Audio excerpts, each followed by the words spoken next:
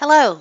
In today's video, I'm going to show you how to set up your billing automation. So if you have a subscription or payment plans available with your products, then you want to make sure your billing automation is set up. So if somebody's credit card's declined or it's about to expire, you can be proactive and get a new card. So we're going to hover over the drop down. We're going to come over to e-commerce and go into settings. Then we're going to come down here to billing automation. And we're going to set up a trigger when an auto charge attempt is made. So when either a subscription is trying to auto charge or a payment plan is trying to auto charge. And we're going to do add trigger. Then we can say when it fails for the last time, so it's reached its maximum retry, or when it fails for the first time, or you can pick any number of times in between.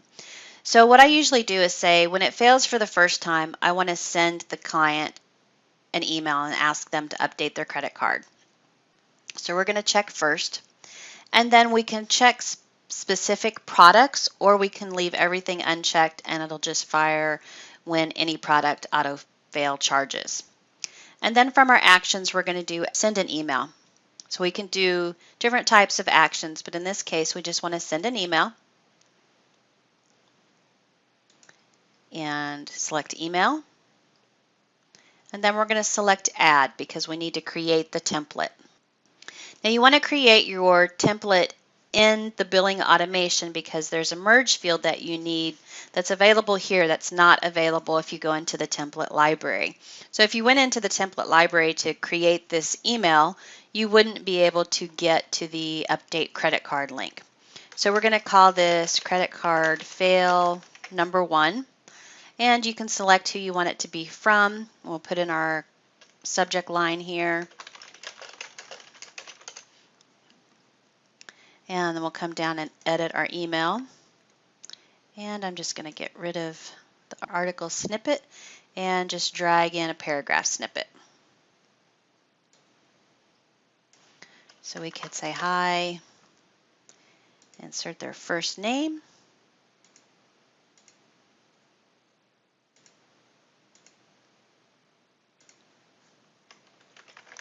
Your card has failed. Please update it here, or something short and sweet. And then we want to put in the merge code for the update link. So we're going to click on merge fields again. And if we come all the way down to the bottom, we can see credit card fields. Now, if you looked in the template library, this isn't there. So we're going to click on credit card fields. And we've got the HTML update link. And we're going to put that in there. So we might just say, please click below to update your card. Now we could also say the card we have on file is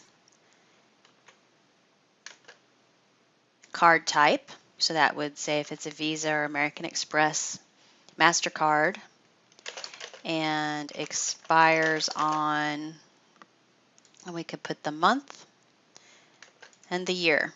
Or we could say the last 4 are, or something like that. So we could personalize it a little bit more right here. So we'll X this out.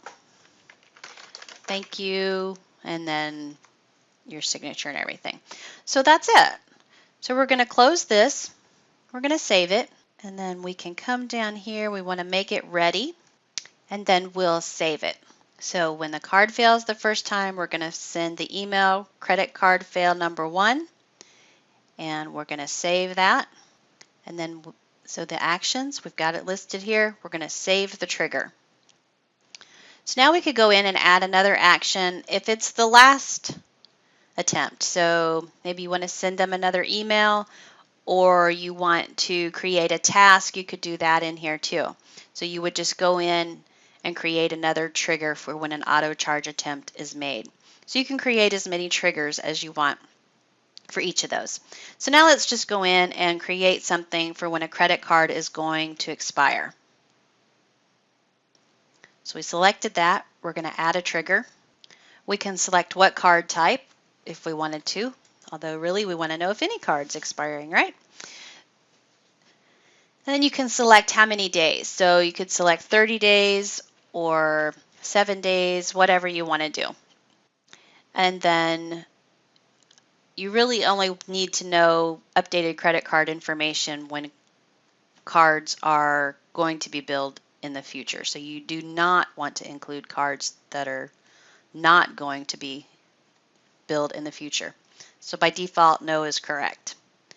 So we're going to send an email again. And we're going to add the template. So this will be credit card expiring maybe 30 days. Your card is about to expire. And we'll edit the body again.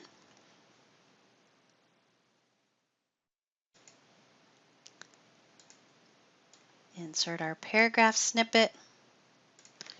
And we'll just say your card that ends in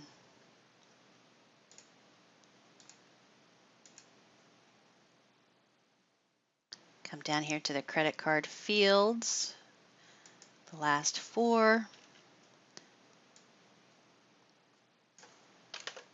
is about to expire. Please click below to update.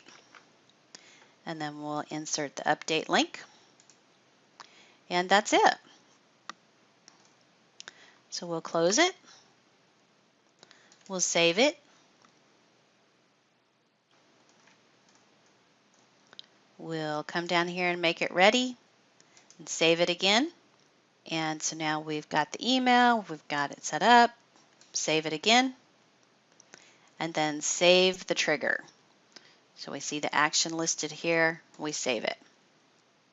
So then you could also create another one for 7 days out. So you can create as many of these triggers as you want. But now we need to know when somebody updates their credit card. So if we come up here to the orders, we're still in the e-commerce settings. And now we're just going to click on orders.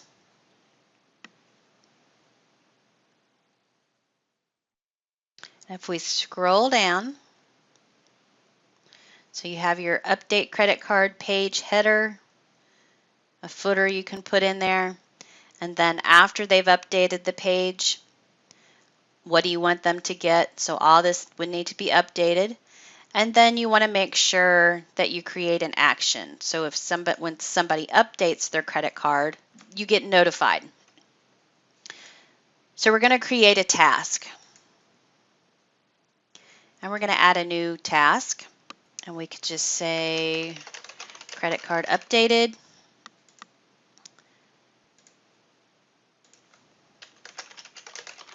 Credit card updated.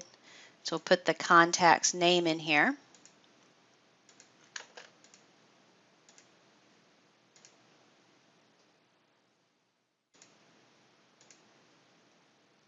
And we'll put their email address in there too. So we could say so-and-so with that email address has updated their credit card. Please check their contact record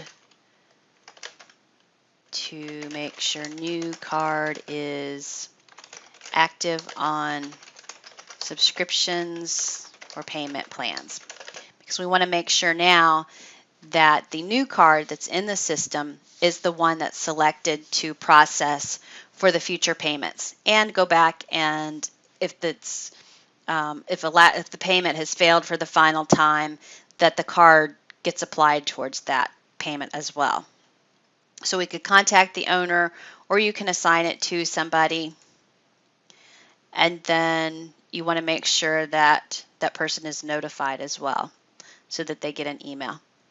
Make the task ready and save it, and save the action set and save it again. And that's it. So now you've got some billing automation that goes out to your customers, as well as a task that notifies your staff to update the contact record.